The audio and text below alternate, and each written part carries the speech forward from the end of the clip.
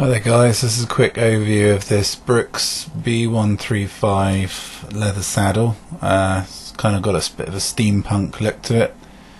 First thing you want to do is get rid of the normal seat post fixing and get a micro adjust. You'll need to get a special plate to do that, which fits in between the two rails, as this is a twin rail saddle, which makes it nice and strong.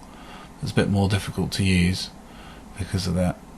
I'd found the normal seat post clamp just couldn't hold it still and it kept moving the whole time. Once you get it set up, it's pretty good. The only thing I would say is that because of all the different parts, it's quite creaky. So best thing to do is when you finish proof-hiding the top, which is like a kind of leather dressing, is just slop that in all the kind of joints between all the nuts and things like that, and that should cut down on the creaking. It's nice and wide and comfy, and I highly recommend it. Thanks very much.